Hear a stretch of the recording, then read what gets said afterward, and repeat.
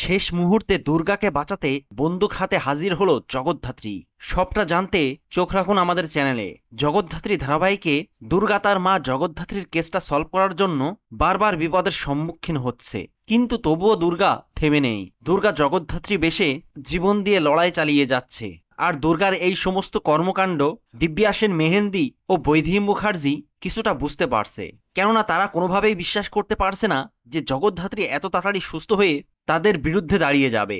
আর তাই এই গল্পটা শেষ করার জন্য দিব্যা সেন ও মেহেন্দি ষড়যন্ত্রের জাল বুনে কিছু ভাড়াটে গুন্ডা লোককে পাঠিয়ে দেয় দুর্গাকে মারার জন্য।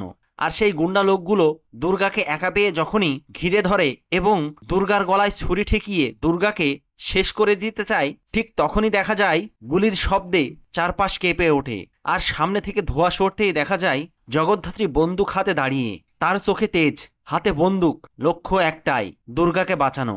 আর বন্দুক হাতে জগদ্ধাত্রীকে দেখে দিব্যা সেনের ভাড়াটে গুন্ডারা ওখান থেকে পালিয়ে যায়। তবে প্রশ্ন একটাই, এখন কি জগদ্ধাত্রী ও দুর্গা একসাথে দিব্যা সেন, মেহেন্দি ও বৈদেহী মুখার্জির ষড়যন্ত্রের জবাব দেবে?